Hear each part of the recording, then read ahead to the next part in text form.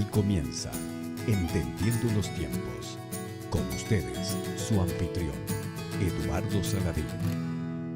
La familia es la célula principal de la sociedad donde priman o debe primar los lazos afectivos como son el amor, la fraternidad, la solidaridad, la confianza mutua. Allí es donde aprendemos los valores morales, económicos, sociales, educativos, que son fundamentales para nuestro desarrollo como individuo. Y esto nos permite incorporarnos a la sociedad de una manera positiva y ser productivos en la misma. Si a una persona no se le enseñan esos valores, esto afectará nuestra sociedad. Y cuando vemos a nuestro alrededor lo que está sucediendo, vemos que hay una crisis en la sociedad. Hay delincuencia, hay prostitución, hay alcoholismo, hay drogadicción, hay corrupción. Muchas cosas están pasando. Y esto no es más que el fruto de lo que está sucediendo en las familias, en nuestra sociedad. La familia bajo ataque es el tema de nuestro programa de hoy. Y tenemos con nosotros a Luis Sena. Luis, bienvenido. Gracias, gracias. Hacía un tiempo que no estabas por aquí. Sí, así es. ¿Qué le parece ese invitado de hoy? Tú antes presentabas a Luis con todos los nombres, apellidos, no, porque títulos. Luis ya es parte de la familia. Okay. Yo antes decía el arquitecto Luis Sena Carrasco. Sí. Eso es lo que me quedé como... No, que ya el público lo conoce, Luis. No voy a estar siempre con lo mismo. Tienes razón, sí. Residente en la calle Paseo de Madrid 29. Luis, ¿qué es lo que está sucediendo en nuestra sociedad? Lo que está sucediendo es que los enemigos de Dios han descubierto el valor estratégico de la familia en la creación. Y por lo tanto, lo han fijado como un objetivo para desintegrar las sociedades a fin de poder producir masas de personas controlables y que sean sometidas a estructuras políticas y financieras centralizadas para el mundo entero. Entonces, ¿qué previene esas realidades de opresión y de esclavitud? El refugio, la estructura de seguridad que dan la familia y la nacionalidad. Entonces es un ataque planificado y dirigido para destruir a la familia y asimismo destruir la sociedad. En nuestro tiempo, por supuesto, el deterioro moral en general siempre se ha reflejado en el deterioro de la familia. Ahora, cuando vemos políticas, estrategias, planes dirigidos especialmente contra la familia y no al igual sobre otras instituciones de la sociedad, nos damos cuenta que hay un interés especial en la familia. Entonces a eso nos estamos refiriendo. Es un interés especial porque tiene un valor estratégico, sobre todo para el sentido de seguridad emocional y cultural de las naciones. Nosotros queremos entender los tiempos, que es el título de nuestro programa, ¿verdad? Desde una perspectiva bíblica. Entonces la pregunta que yo te hago es, ¿para qué creó Dios la familia? Dios creó la familia como el instrumento social para llevar a cabo su plan con la creación y directamente con los humanos, lo que se le llama el mandato cultural que encontramos en Génesis 1:28 y que cuando lo vemos a la luz de Apocalipsis 21 representa el proceso completo de Dios desde el inicio hasta el final. Es decir, Dios creó a los seres humanos para que desarrollaran el potencial que Él puso en la creación, porque ese resultado cultural va a estar presente en la Nueva Jerusalén, en la consumación de los tiempos. O sea que la familia no es algo que ocurre al azar. No es como muchos pueden pensar que un hombre y una mujer se unen en una caverna y entonces están juntos y viene la familia. No, eso tiene un diseño específico. Fue un diseño estructural, pero no solamente para la procreación o para tener un clan o una comunidad. No, es estratégico para el cumplimiento, vamos a llamarle así, cósmico de Dios. Es decir, la primera institución que Dios diseña como el mecanismo para la realización de sus propósitos con los seres humanos. A mí me llama la atención el hecho de y de paso me agrada ver esa función de la familia de Génesis Apocalipsis, como tú lo planteas, porque me llama la atención que Cristo enseñó que en la eternidad no seremos como los ángeles de Dios y no nos estaremos dando en matrimonio como ocurre en la actualidad, lo que nos indica el propósito de discipulado que tiene la familia para que precisamente sea el ente en el que hombres y mujeres puedan aprender a cómo vivir y cómo aún llevar hacia adelante el reino de Dios. O sea, el desarrollo del carácter que nos permitirá poder fungir adecuadamente en nuestra relación con otros, etcétera. Aún cómo respetar a la máxima autoridad que es Dios, se aprende en el hogar. O sea, que veo esa función asignada por Dios a la familia en ese aspecto, porque en la eternidad no necesitaremos ya más ser instruidos en ese aspecto. Pero aquí es otra historia. De hecho, uno ve en los 10 mandamientos cómo el Señor divide, ¿verdad?, los 10 mandamientos entre los primeros 4 que tienen que ver con nuestra relación vertical con Él, pero luego los otros 6 que tienen que ver con nuestra relación horizontal con los otros seres humanos. Y el mandato a honrar padre y madre es la bisagra que une esas dos mitades. Porque es en el hogar, es en el honrar padre y madre, que el muchacho es enseñado, primero a respetar a Dios y luego a respetar a sus semejantes. El hogar es un aula de clases como no se puede dar en ningún otro lugar. O sea, la escuela es un invento que vino mucho tiempo después. El hogar, tal cual fue diseñado por Dios, era el lugar donde se iba a producir ese discipulado, como dice Salvador, pero era un discipulado precisamente para el cumplimiento del mandato cultural. O sea, mucho antes de que viniera la gran comisión de ir y hacer discípulos de todas las naciones, Dios le había dado al hombre y a la mujer, los creó varón y hembra, les había dado el mandato primero de fructificar y multiplicarse, y obviamente ahí ya estaba implicado el matrimonio, pero también estaban implicados los hijos, y era el diseño original de Dios, era la meta de Dios, que los hijos crecieran en esa estructura. Cuando esa estructura es destruida, todo queda afectado. No se trata simplemente de que hay un problema en las familias, es que hay un problema en las naciones por causa de este ataque contra el diseño original de Dios. Y eso es lo que estamos viendo, la crisis que estamos viviendo. No es más que una proyección de lo que pasa dentro del hombre y lo que pasa dentro de las familias. Ahora, a mí me gustaría, Luis, que tú nos explicaras el desarrollo de ese modelo familiar a través de la historia para poder entender qué es lo que está sucediendo.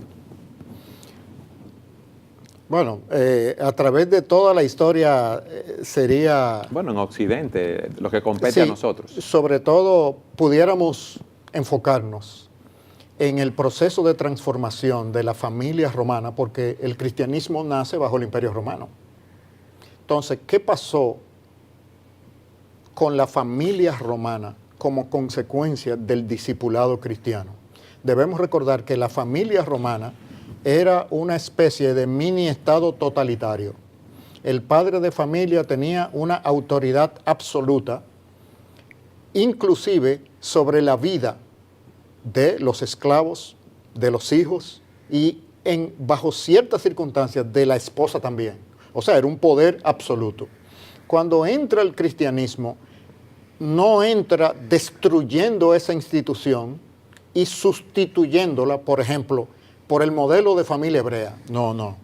El cristianismo introdujo los valores de la verdad, de la justicia, del honor, de la belleza dentro de la familia romana y a través de esos valores designando al cabeza de familia, no ya apoyando ese concepto de autoridad absoluta, sino enseñándole a ser un líder servidor de su esposa y de sus hijos, enseñando a la esposa a someterse al liderazgo de su esposo, enseñando a los hijos a someterse a la autoridad de sus padres, de papá y de mamá, y a los siervos, sirvientes de la familia, a honrar a Dios a través de su servicio, todo eso trajo una transformación en el modelo de la familia del Imperio Romano, que eventualmente creó la norma para lo que nosotros conocemos la familia en la civilización de Occidente. Diferente, por ejemplo, de lo que es China, Japón, India, etc. Ese modelo monogámico y centralizado en la cabeza, en la autoridad del padre de familia y la mujer como su ayudadora, los hijos sometidos, todo ese modelo es el modelo bíblico traído por el cristianismo dentro de una cultura eminentemente pagana, cruel, muy inmoral. El cristianismo la transformó y es lo que dio como resultado el modelo básico de la cultura de Occidente respecto de la familia y por lo tanto el desarrollo cultural de Occidente. No debemos desligarlo. Como anda la familia, anda la cultura. Si nosotros hablamos de desarrollo de una cultura, estamos hablando del desarrollo de las familias, porque la familia es como una mini sociedad. Dios la diseñó así. Una mini sociedad como en el cuerpo tenemos células, esas células tienen un ADN, tienen una estructura que se multiplica en una forma de tejidos diferentes. La familia es esa unidad. Entonces, cuando nosotros hablamos de la familia, tenemos una referencia en Occidente que es producto de la transformación que el cristianismo hizo sobre la familia del Imperio Romano. Y aunque el Imperio Romano pasó, ese modelo siguió con el desarrollo europeo de las tribus bárbaras y llegó a ser lo que nosotros conocemos como familia. Mira, oyendo hablar a Luis, no pude dejar de pensar en un libro que estaba leyendo hace años que se llamaba Historia de la Vida Privada. Son 5 volúmenes y narra la historia no desde el punto de vista de las grandes hazañas de Alejandro, de los grandes líderes mundiales, sino más bien cómo era la vida privada y cómo esa vida privada se ha ido desarrollando a través de la historia. Y precisamente el capítulo 1, en el tomo 1, comienza hablando de lo que Luis acaba de decir. Cuando un niño nacía en Roma, ese niño era puesto a los pies del padre. Y yo no estoy hablando de un libro escrito por cristianos, estoy hablando de historiadores seculares. Es puesto a los pies del padre. Si el padre no recogía a ese niño del piso, ese niño no tenía personería jurídica, era como si no existiera. A ese nivel era el poder que tenía el pater familia sobre toda su familia. Era un dictador, un mini dictador en ese contexto. Es extremadamente revolucionario. La gente no lo entiende así, pero es extremadamente revolucionario que el apóstol Pablo, en Efesios 5, por ejemplo, escriba: maridos, ustedes tienen que amar a sus mujeres como Cristo amó a la iglesia. El que ama a su esposa se está amando a sí mismo. Y más adelante dice: padres, no provoquéis a ira a vuestros hijos, sino criadlos en la disciplina y amonestación del Señor.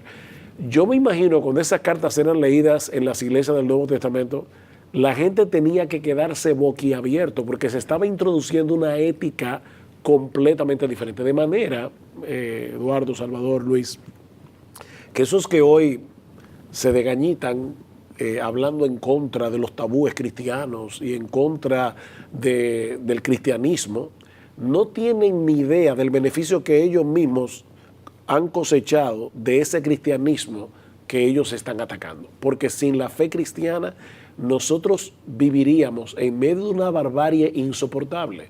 El cristianismo cambió Occidente, cambió la sociedad occidental y planteó las bases sobre las cuales se construyó la civilización. Lamentablemente, mucha gente ignora eso y otros, yo creo que no lo ignoran, sino que simplemente es una verdad incómoda para ellos. Uh-huh. Luis, tú dijiste que el cristianismo influenció esa sociedad pagana, romana, cambió. ¿Y qué pasó después entonces? Porque vemos un deterioro en los matrimonios, vemos un deterioro en las familias. ¿Qué pasó? ¿Qué se introdujo que vino ese cambio? Bueno, obviamente dijimos que el Imperio Romano cayó.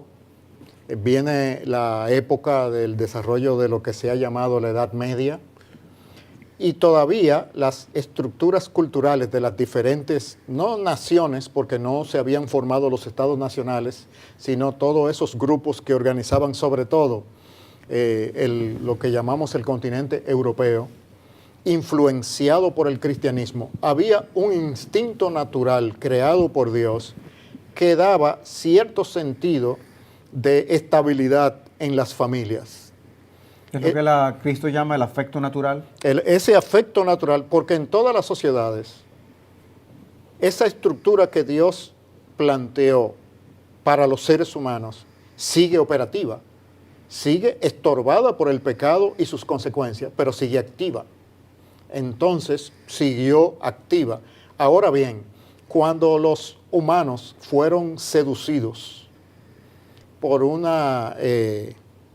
relanzamiento de la tentación del Edén, con el desarrollo de la ciencia, del racionalismo, del método científico, etc. ¿Qué dijeron? Ya no hay que seguir los patrones de Dios, ya nosotros mismos somos y podemos seguir solos, adelante. Exacto, igual que en el Edén, cuando Adán y Eva se ven con tantas facultades sobre la creación, porque debemos recordar que la tentación llega a Adán y Eva en un contexto de una creación no sujeta a vanidad y seres humanos no caídos. ¿Cómo era la interacción entre esos humanos y esa creación?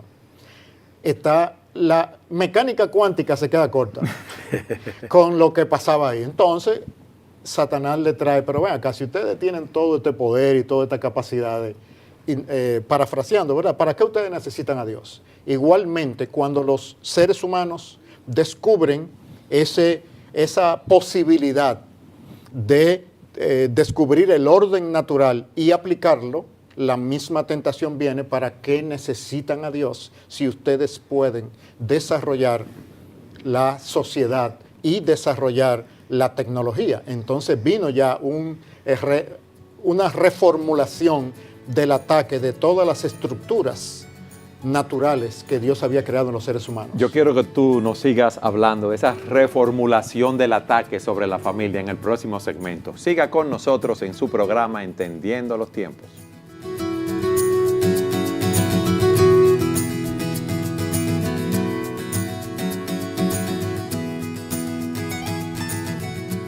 Luisa, me gustaría que tú continuaras explicándonos ese deterioro que ocurrió con la familia.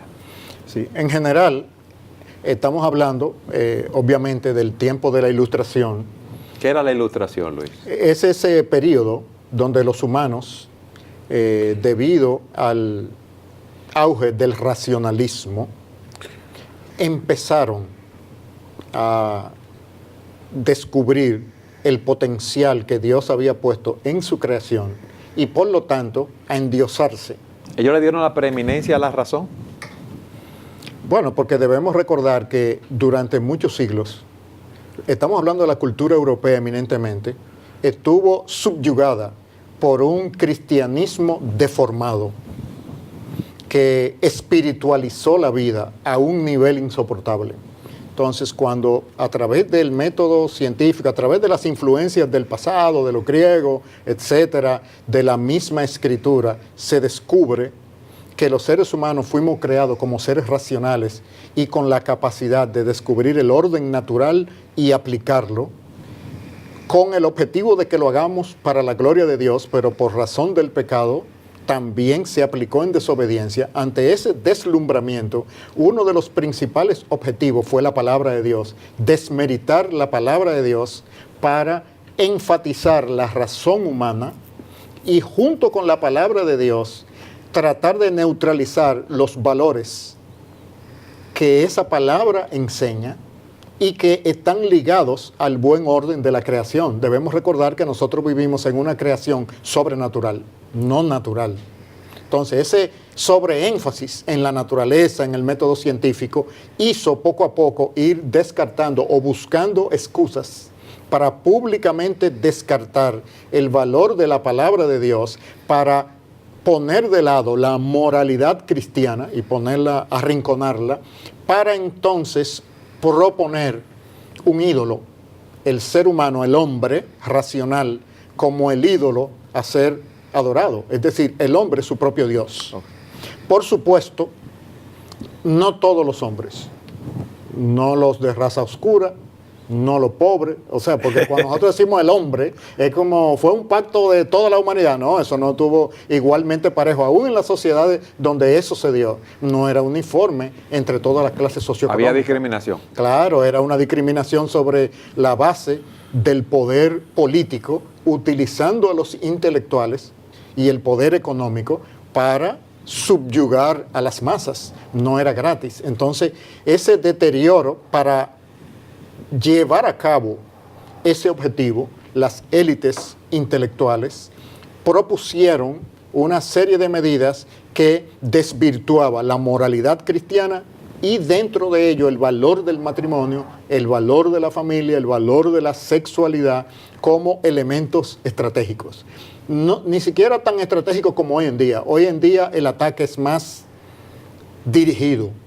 Hoy en día es como los misiles de los aviones que tienen un target. Cuando fijan un target electrónico, le caen atrás a otra aeronave. Ponme un ejemplo de eso. El mismo hecho de la identidad de género y toda esa son estrategias de control de la natalidad. Eso no es más que llevando a cabo en el tiempo moderno las teorías de Malthus, un economista allá del siglo XVIII, que proponía que los recursos del mundo crecen de una manera aritmética y que la población crece de una manera geométrica. En otras palabras, los recursos del mundo no van a dar para tanta gente. Por lo tanto, los desastres naturales son ecualizadores. Ya han dado varias fechas de cuándo se iban a acabar esos recursos, pero no se hayan llegado a agotar. ¿Por qué? Porque hay demasiada gente. Entonces, cayó como anillo al dedo el hecho de que Darwin propusiera en una de las implicaciones. Tú estás regresando otra vez en el tiempo. No, o sea, no. Estábamos la idea, no, de la selección natural. En el misil de nuestra época. Sí, lo que pasa es, pero hice ese paréntesis lo que para tú estás decir explicando es que hoy en día, cómo hay poderes económicos que inciden tanto ahora como sí, anteriormente. en el tiempo anterior, la familia en sí no era el objetivo, sino estructuras, porque estaban en formación una serie de instituciones políticas, económicas, etcétera. De modo que el ataque a la familia en ese tiempo no es tan abierto y directo como en nuestros días. Eso es lo que estamos señalando, porque los afanes colonialistas y de dominación en aquel tiempo estaban chocando entre naciones que se estaban estructurando, como Francia, Alemania, Inglaterra. Todavía no tenían su forma completa y tenían tensiones entre ellas. Hoy en día estamos hablando en un mundo globalizado donde ya la meta no es simplemente el dominio de Europa o de las colonias en los otros países, es el dominio del mundo. Y el dominio del mundo implica la sujeción de personas en contra de su voluntad. ¿Y qué es lo que refuerza la voluntad en los seres humanos? La libertad. ¿Y de dónde viene el más alto sentido de libertad que los humanos hemos conocido? De Jesucristo y de su palabra. Entonces, haciendo una ingeniería sencilla, ¿cuál debe ser el objetivo de destrucción? Por un lado, el cristianismo y su moralidad, pero lo que sustenta el cristianismo y su moralidad no es solamente los dogmas del cristianismo, la enseñanza de la palabra de Dios, es que se solidifica y se materializa en la unidad social básica que Dios ha creado. Por eso la familia debe ser destruida según esa lógica, porque aún no sea cristiana, el sentido de seguridad emocional y de conexión con los lazos de nacionalidad y de cultura se da a través de la familia de una manera natural. Pero obviamente una familia cristiana, según esa forma de pensar, es un peligro mayor para ellos. Exacto. Porque los cristianos tenemos una serie de verdades extraídas de la palabra de Dios, no nos creemos que somos dioses, no creemos que tenemos derecho a establecer nuestra propia verdad, sino que nosotros creemos que la Biblia es la palabra de Dios, creemos que Jesucristo es la verdad encarnada y nosotros queremos discipular a nuestros hijos dentro de ese marco doctrinal. Entonces, los cristianos son un problema todavía peor. No solamente que la familia en sí misma, no importa que los padres sean cristianos o no, la familia, como dice Luis, ya es un problema para estos poderes, pero las familias cristianas son un problema todavía mayor. Tú hablabas de la teoría malthusiana, y ya es sabido el famoso documento que Kissinger sometió en el año 1974, un documento que en aquel momento fue un documento privado y secreto, pero ya es público, donde Kissinger planteaba el problema que significaba para los estados, para la seguridad de los Estados Unidos de Norteamérica, la sobrepoblación de los países subdesarrollados. Entonces, hay una política que la ONU definitivamente ha estado detrás de eso, metiendo mucho dinero, una política donde se quiere frenar el crecimiento de la población. Ahora, ¿cómo han hecho eso?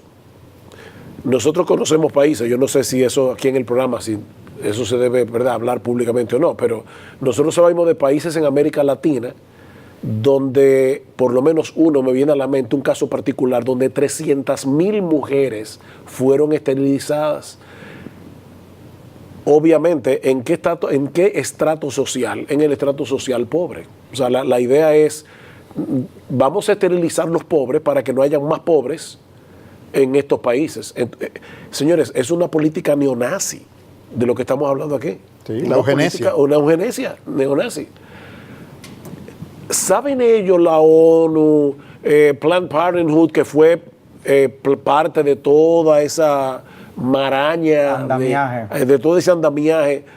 Ellos saben lo que hay, pero hay mucho dinero de por medio, y muchos de nuestros políticos lamentablemente también son presionados por políticas que vienen del Banco Mundial. Yo no te presto si tú no haces esto, y al final de cuentas nos tienen secuestrados. Y todo eso, como dice Luis, antes era tierra arrasada, o sea, no era tan específicamente en contra de la familia. Era frenar el avance de la población, etcétera. Pero ahora el ataque es directamente en contra de la familia. A mí una de las cosas que me preocupa, ¿no? Porque tú bien dices cómo surgen estas ideologías. Ya había personas de poder, reyes, líderes educativos, eruditos de Europa, que ya tenían un estilo de vida desviado, y ellos crean una filosofía que se ajusta al estilo de vida que ellos habían abrazado, y uno entiende por qué ellos abogaban por lo que abogaban. Pero hoy en día, ¿no? y como tú bien dices, Sugel, no es porque están convencidos de las ideas de estos filósofos. Sencillamente están siendo manipulados por estas grandes instituciones. Y yo digo, ¿dónde está el amor? El amor hasta sus propias familias. ¿Dónde está el amor a sus siguientes generaciones, sus hijos, sus nietos? O sea, no hay compasión. Y vendiendo a nuestros países, no solamente nos quitan la economía, la arrasan con las economías de nuestros países, sino que también de paso se llevan la moral de nuestros países. Y no es porque necesariamente están convencidos, es que están simplemente siguiendo esos dictados de esos grandes emporios, de esas mentes que dirigen con sus recursos económicos hacia la destrucción de la familia.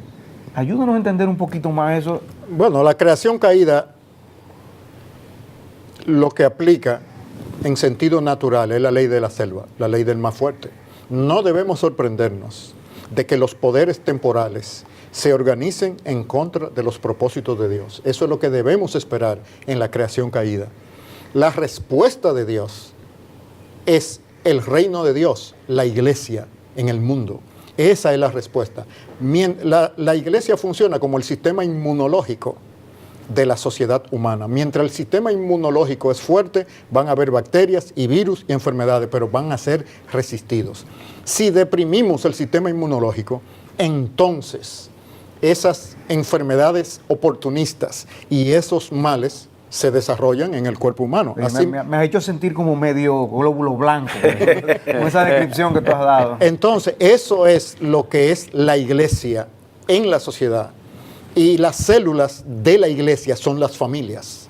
Entonces, con razón, podemos entender que un objetivo globalizador de hegemonía necesita eliminar al cristianismo porque es el que provee libertad a las personas, y dentro del cristianismo su estructura básica es su concepto de la familia porque lo refuerza, y al practicarlo tiende a producir personas libres y con tendencia a autogobernarse y con una seguridad emocional y espiritual que es una traba frente a esa ley de la selva de la creación caída. No, vamos a ponerlo de una manera más llana y simple. Cuando un muchacho es educado en el contexto de una familia cristiana y es bien educado, es discipulado en el contexto de una familia, va a ser más difícil meterle gato por liebre. Eso es lo que está diciendo. Entonces, nosotros somos un problema. Yo pensaba ahorita cuando tú estabas hablando, Salvador, pensé de repente en Jacques Rousseau, que Rousseau decía... él era gran ejemplo paternal. Sí, sí, Rousseau decía, yo conozco pocas personas que tengan la capacidad de amar que tengo yo. Y es un individuo que influyó enormemente la sociedad en la que nosotros estamos viviendo hoy. Yo creo que Rousseau tiene más seguidores en el día de hoy, que es lo que le pasa a Nietzsche y a muchos de ellos. Tienen más seguidores en el día de hoy que lo que tuvieron en su época. Pero Rousseau tuvo 5 hijos y los 5 los dejó en un orfanato porque él no lo quería criar. En las escalinatas, lo dejaba... Entonces, esa era su muestra de amor. Así era que él decía, yo no conozco una persona que tenga más capacidad de amar que la que yo tengo. El otro día hablaba con alguien que me hablaba con admiración de este escritor austríaco, Stefan Zweig, y fue un gran escritor. Y Stefan Zweig, tú lees sus libros y es un ataque fuerte contra el cristianismo y al mismo tiempo una alabanza al humanismo. O sea, el hombre tiene un potencial y el cristianismo lo aplasta con toda su moral y lo limita y todo eso. ¿Cómo terminó la vida? ¿Cómo vivió Stefan Zweig? Tenía 2 casas. En una, verdad, él se dedicaba a escribir para que no lo molestaran y su familia, bien, gracias. Finalmente terminó huyendo con la secretaria, se fue para Brasil y ahí se suicidó. Y se suicida precisamente porque no soporta el peso de lo que pasa en la Alemania nazi cuando ve hacia dónde es capaz de llegar una Alemania bien educada. O sea, es como, yo me imagino que en la mente de Stefan Zweig, todo su andamiaje de lo grande que era el hombre sin Dios, se le cayó en pedazos y termina suicidándose junto con su secretaria Lotte en Brasil. Entonces, ahí uno ve claramente que todos esos sistemas se oyen muy bien y prometen muchas cosas fantásticas. No funcionan.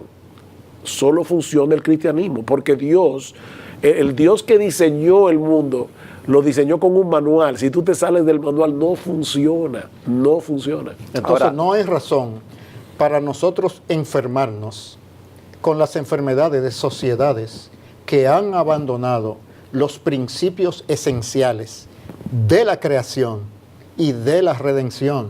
Ellos están siguiendo un camino de deterioro. Ellos tienen una enfermedad moral que se manifiesta en todas sus estructuras, sobre todo sus estructuras académicas. Sí, Luis, pero viendo la debilidad, ¿verdad? El caos de nuestra sociedad, el caos de nuestra familia, entonces las iglesias, ese sistema inmunológico, no están cumpliendo su función. No está funcionando. Y no está funcionando porque muy pocas iglesias enseñan y enfatizan en sus programas e invierten sus presupuestos en tener familias fuertes en el presente y crear familias fuertes a través de los niños y los jóvenes. Okay. No visualizan que la sostenibilidad en el largo plazo de la sociedad en general y de la iglesia en particular está en la fortaleza de las familias. Esto nos lleva a hacer una pregunta a Sujela, Salvador. ¿Cómo fortalecemos esas familias? Déjame descargar algo que vino a mi mente oyendo a Luis hablar primero. Y no pude evitar pensar, o sea, no necesariamente tenemos promesa de que Dios nos concederá gobernantes cristianos, convertidos a Jesucristo, adoradores del Señor. Pero sí nosotros podemos orar que Dios levante líderes con los valores cristianos y que sean respetuosos de Dios y de sus principios, de los valores y del carácter cristiano. ¿Qué sería una persona que se rige, un gobierno que se rija por esas directrices. O sea, cuántas cosas que hoy se critican en los periódicos, cuántas malas noticias que ocurren hoy a diario, serían evitadas si tan solo nosotros entendiéramos que nos conviene llevarnos de Dios y de la manera como Él ha diseñado la vida. Lo que pasa, Salvador, que humanamente hablando, políticamente hablando, un gobierno así, a los ojos de una persona que no tiene a Dios, dice que no dura nada. Lo derroca. Sí, no, pero lo que quiero es la imaginación. Sí, te si entiendo. Permitimos ver esto, obviamente nosotros sabemos que al final nuestro Dios vendrá en la persona del Señor Jesucristo y impondrá su reino para gloria eterna. Es nuestra esperanza final. Eso no quita que nosotros no debamos orar por nuestros gobernantes y nuestros gobiernos. Dios nos manda a hacerlo y creo que debemos pedir que Dios levante personas con carácter, personas con principios. Y un compromiso. Y compromiso, porque si nosotros pudiéramos, por dar un pequeño ejemplo, pudiéramos ver en realidad los tres poderes del Estado funcionando de manera independiente, porque ciertamente de corazón respetan cada una de esas áreas. Otras fueran las realidades de las cosas que nosotros estamos viendo moverse y cocinarse en el día de hoy. En ese sentido, descargo mi corazón en cuanto a esto. Ahora, en cuanto a qué nosotros podemos hacer con respecto a las iglesias y demás. O sea, Luis muy bien ha dicho, nosotros tenemos la palabra de Dios. Nosotros tenemos la palabra de Dios con la que nosotros tenemos que discipular a los hijos de Dios. Y parte de ese discipulado cristiano significa nosotros equipar con esos pasajes que el pastor Suel hacía referencia en el primer segmento, de que Dios no solamente nos hizo, sino que nos dice cómo debemos funcionar, como esposos, como esposas, como padres, como hijos. Hay ejemplos en la Biblia hasta del bien que pueden hacer los abuelos para con los nietos. Hay tanta información que de nosotros dejarnos llevar, guiar por Dios, haría una enorme diferencia. Por eso, al final de cuentas, yo creo que hay un asunto de fe envuelto. ¿Y en qué sentido? Si nosotros le creemos a Dios y creemos en el método de Dios, nosotros vamos a hacer las cosas como Dios manda. Pero al final hay incredulidad y terminamos abrazando las teorías de los Rousseau, de los Weiss, porque no sé, necesito algo que me funcione, porque no estoy aplicando lo otro y quiero que una fórmula mágica que me ayude a ser feliz en este mundo, llevándole un estilo de vida como yo quiera y a ver si mis hijos me salen bien. Ahora, Eduardo, yo tengo algo más que decir, pero te quería preguntar, ¿se está acabando este segmento? Sí, se está acabando, no te voy a interrumpir. Pues yo sigo en el próximo segmento para que no me interrumpan. Siga con nosotros en su programa Entendiendo los Tiempos. Y ahora, 1000 citas edificantes, compiladas por Salvador Gómez Dixon. Aquellos que son capaces de tener niños deben recibir alegremente a los niños, porque eso fue lo que Dios instituyó. El sexo, la procreación, el matrimonio y la familia deben permanecer entretejidos y unidos como un vestido sin costura que reconoce a los niños como un don divino. En esta familia, hombre, mujer y niños, la civilización se enriquece y fortalece. Y más importante aún, la gloria de Dios es evidente en medio de su creación.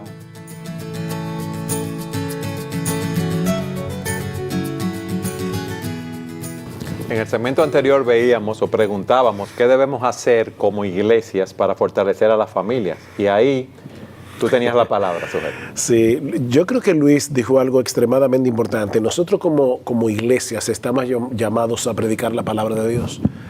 Cuando la palabra es predicada en una manera seria, tú vas a través de las Escrituras, tú estás discipulando a los miembros de la iglesia.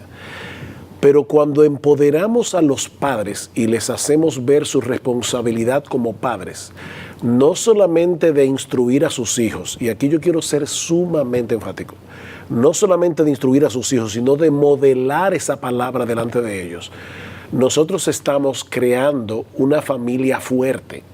Obviamente Dios no le ha prometido a ningún padre que si tú haces esto, haces aquello, haces lo otro, tus hijos van a ser cristianos. Pero nosotros estamos llamados a hacer lo que tenemos que hacer con nuestras familias y dejar los resultados en la mano del Señor. Por ejemplo, para dar un ejemplo más concreto, nosotros como nación en República Dominicana estamos ahora mismo batallando y combatiendo contra la implementación de la ideología de género en las escuelas. Y está muy bien, los cristianos tenemos que usar las redes, tenemos que usar todo lo que en un país democrático se nos permite usar para hablar en contra de eso. Pero O ¿saben así qué? llamado democrático. Bueno, exactamente. Pero ¿saben qué, mis hermanos?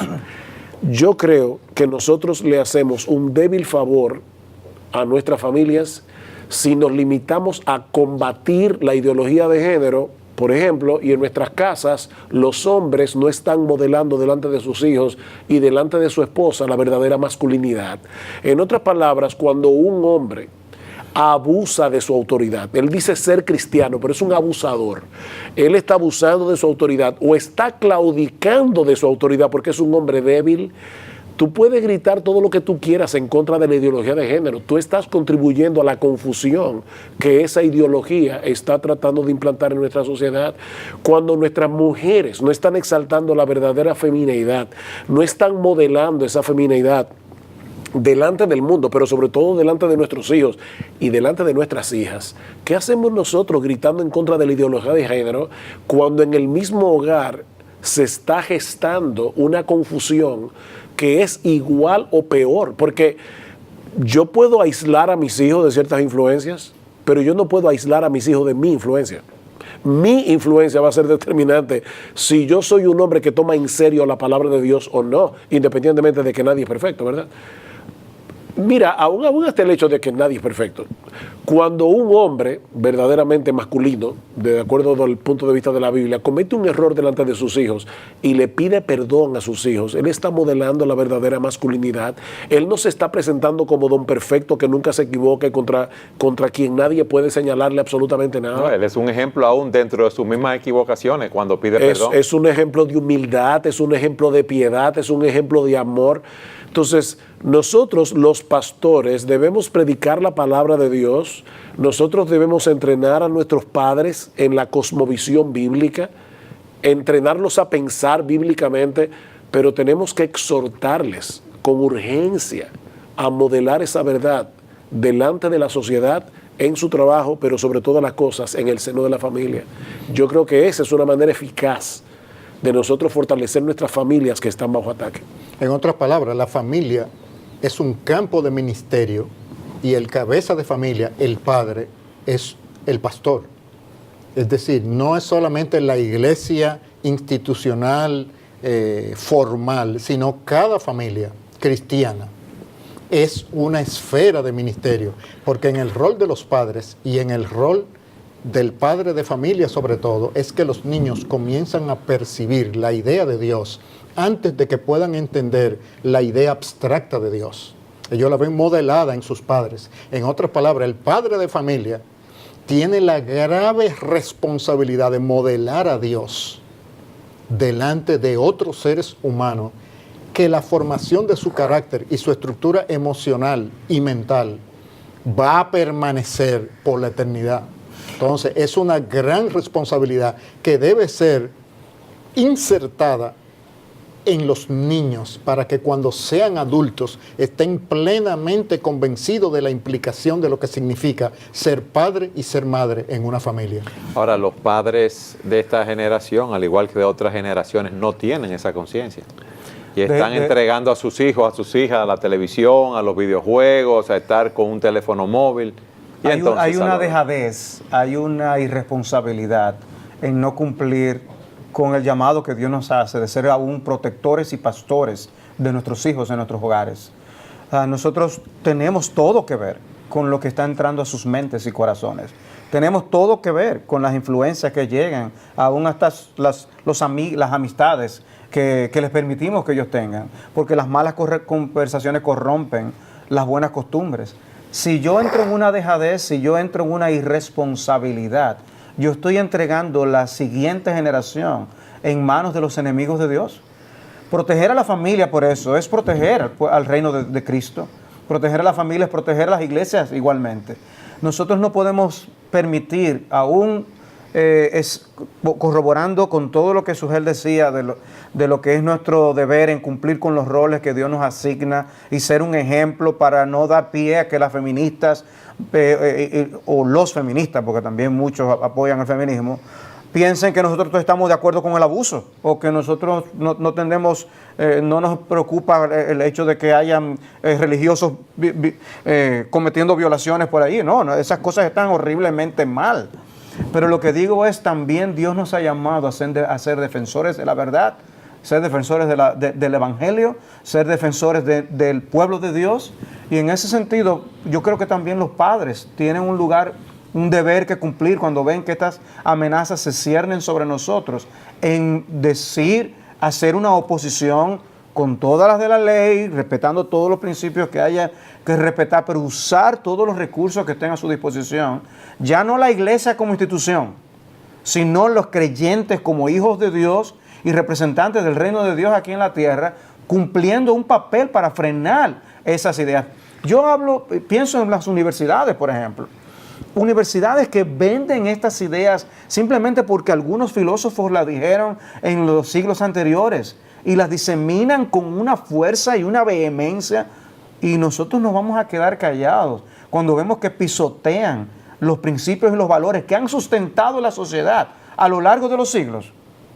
Entonces sí, tenemos que ser esposos ejemplares, esposas ejemplares, padres ejemplares, hijos ejemplares, pero también nosotros debemos iluminar, ser sal y luz en medio de la sociedad en donde Dios nos ha colocado. Y si puedo usar el término, hasta tronar con esa gloriosa verdad de Dios para combatir el error por amor a la siguiente generación. Por eso es que yo decía, Salvador, nosotros vivimos en un país democrático. Si yo viviera en un país islámico, mi situación sería diferente. De hecho, por cierto, ¿por qué no van a tratar de diseminar esas cosas en los países islámicos? Que vayan a Arabia Saudita. Porque hay un principio de sabiduría dominicana que dice que los puercos no se rascan en las jabillas. Javilla, exactamente. Sí, porque ahí es En esos países no hay nada de apertura para eso, ni opción. No, claro que no. Estarían colgados de un árbol. Porque ellos saben a quiénes van a embobar. Claro. ¿Cómo es que dice el dicho? Pero fíjate, de verdad, yo creo que tú has dicho algo muy importante. Nosotros tenemos que hacerles saber a nuestros padres y aún a los que no son padres, porque es que esto nos compete a todos. A todos. Nosotros tenemos que usar todos los mecanismos que la democracia nos permite usar para tronar en contra de esas cosas, y no nos podemos darnos el lujo de estar desinformados, no en una época como esta. No podemos darnos y además Dios espera que sea así.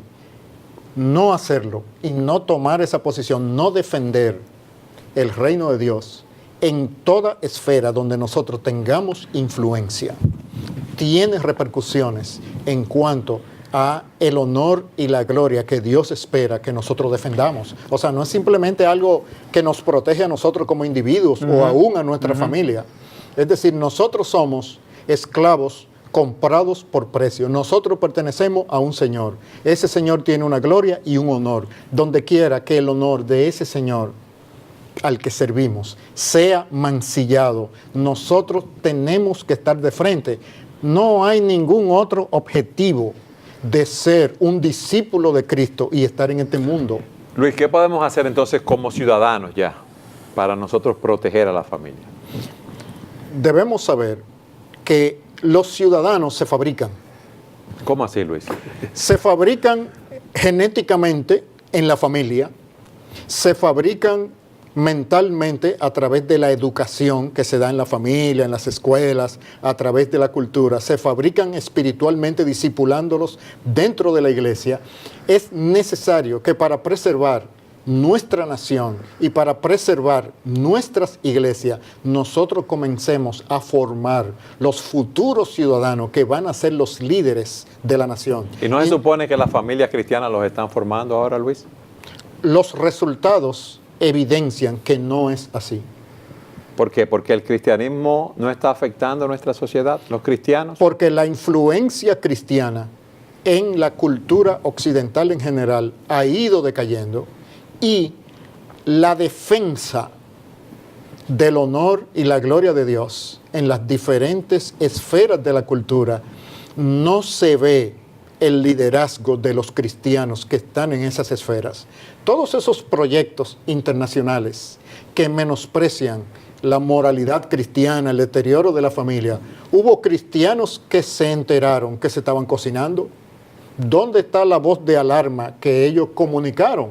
Está bien que no lo supieran enfrentar, pero por lo menos se comunicaran con los líderes, teólogos, pastores, etcétera, para decir, se está planeando esto con esta característica. No, esa distorsión, esa división, ese dualismo entre la vida espiritual y la vida social y material en los cristianos es una manifestación de ese deterioro. Entonces nosotros tenemos que recomponer nuestra visión del cristianismo para verlo de una manera integral y que es una agenda de nuestro Señor.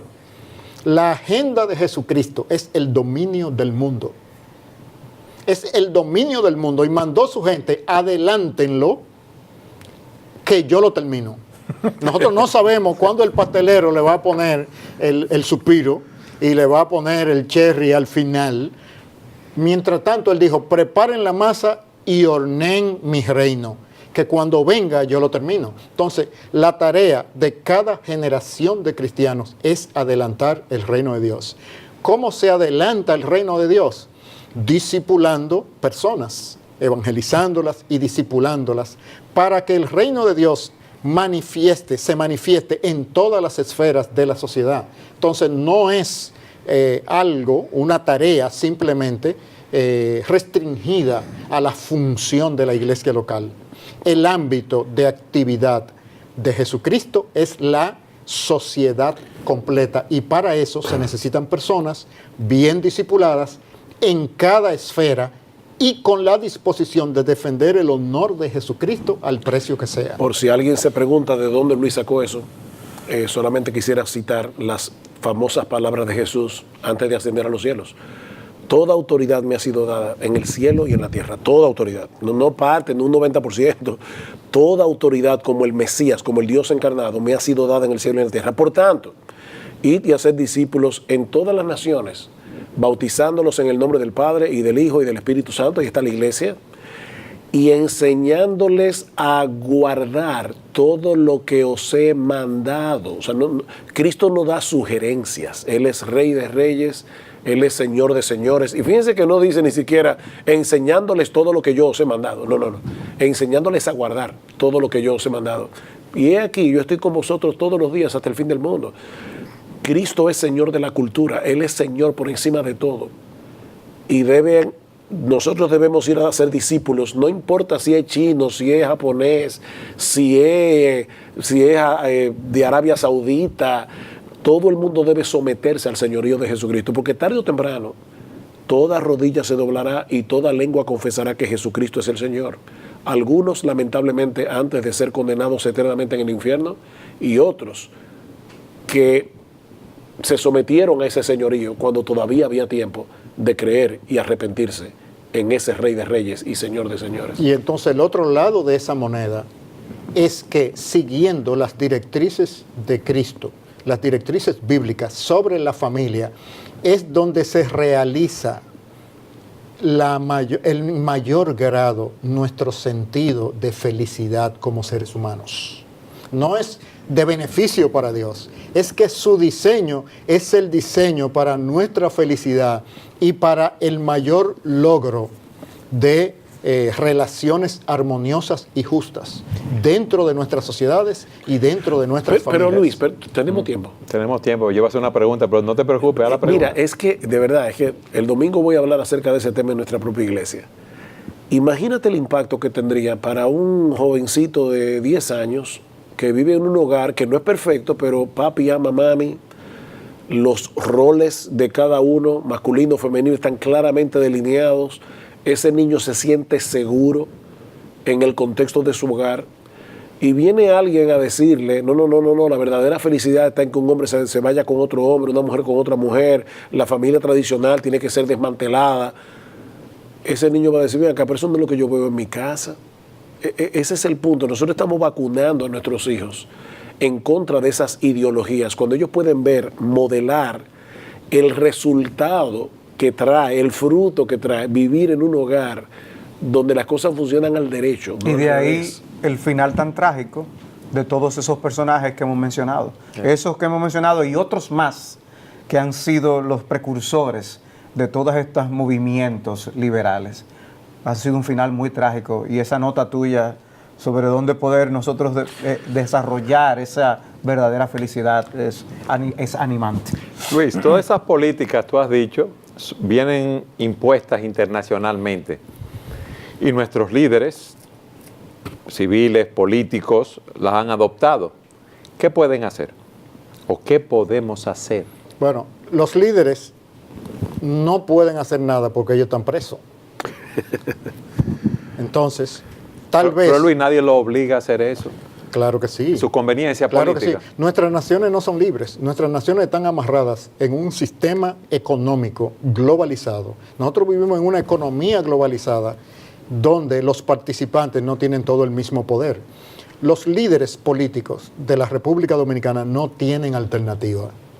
Quien tiene la alternativa son los ciudadanos de la República Dominicana, porque los ciudadanos de la República Dominicana, ejerciendo su derecho, sí pueden condicionar a los líderes de que si ellos quieren seguir siendo líderes, tienen que legislar y actuar conforme a la creencia del ciudadano. Entonces, el objetivo de la Iglesia, del Reino de Dios en la República Dominicana, debe ser la población en general, enseñarle lo que dice Dios y demostrarle que no hay superioridad de pensamiento dentro de la sabiduría humana más que aquella que viene de la palabra de Dios para las estructuras de la sociedad y de la protección de la familia. En eso que consiste el discipulado de la nación. Entonces, no es posible el mesianismo en nuestras naciones a través de líderes. Los líderes no van a hacer nada. Quien tiene el poder es la masa de la gente. Y donde el cristianismo históricamente se ha destacado es entre las masas, no entre los líderes. Los que escriben la historia sobreenfatizan el rol de los líderes, menospreciando el rol del ciudadano común, pero la diferencia la hace el ciudadano común. El cristianismo que introdujo el Señor Jesucristo en su encarnación, su gran poder de transformación está en las masas. Y así fue como la Iglesia se desarrolló en un ambiente hostil como el del Imperio Romano y al final creó una civilización cuya forma es actualmente la forma de la sociedad globalizada. Cuando tú miras una imagen de China o de Singapur, tú ves imágenes orientales, tú ves imágenes occidentales, eso podría ser Canadá, Londres o París. Entonces, ¿qué quiere decir eso? El más alto nivel de desarrollo que la humanidad ha conocido ha sido aplicando los principios de sabiduría de la Biblia. Si se les extraen esos principios de sabiduría, la misma cultura moderna, posmoderna, simplemente se va a convertir en un nuevo paganismo con las consecuencias de deterioro de lo mismo que se estaba tratando incorrectamente de preservar. Nosotros debemos recordar que nosotros no somos mayores que Roma, la gran Roma imperial. Y cuando Roma cayó, las técnicas de construcción de Roma se perdieron durante la Edad Media, de modo que durante la Edad Media se volvió a construir en piedra, no en cemento, y los romanos habían descubierto el cemento. Nosotros confiamos mucho en que la tecnología y la ciencia que nosotros conocemos se va a autopreservar. No es así. Y eso es una advertencia a las personas educadas en el contexto de esta época. A menos que los principios que le dieron origen a la sociedad, a la cultura occidental, no sean preservados, no hay ninguna garantía de que el avance que la humanidad ha alcanzado no vuelva hacia atrás. Salvador, 30 segundos. Me gustaría que tú despidieras el programa. Bueno, la verdad es que me encantaría que este programa sirviera como una especie de arenga a las familias, a los padres, a los matrimonios, de que vale la pena nosotros hacer las cosas a la manera de Dios.